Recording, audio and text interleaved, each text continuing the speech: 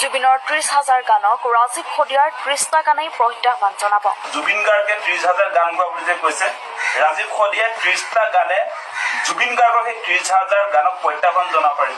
জুবিন গাৰ্গে নিজেই নিজক প্ৰশংসা কৰি থকা এজন ব্যক্তি। আজি জুবিন গাৰ্গ ডাঙৰীয়াই অসম মানে জুবিন গাৰ্গ বুলি কৈ দিয়ে, তেওঁ নিজক নিজে প্ৰশংসা কৰি থকা ব্যক্তি।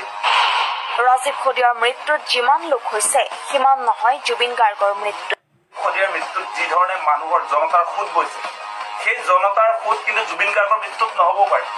জুবিন দাক জীৱিত অৱস্থাত ছচিয়েল মিডিয়া টিভিৰ কেমেৰাত কুকুৰৰ দৰে গালি পাৰি এতিয়া আকৌ জুবিন প্ৰেম দেখুওৱা এইগৰাকী অখিল গগৈ এণ্ড কোম্পানীৰ এজন সদস্য।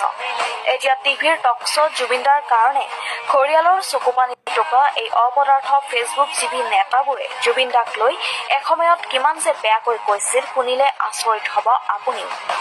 এই অপদাৰ্থটোৰ মতে জুবিন দা হেনো জনতাৰ শিল্পী হ'ব নোৱাৰিলে।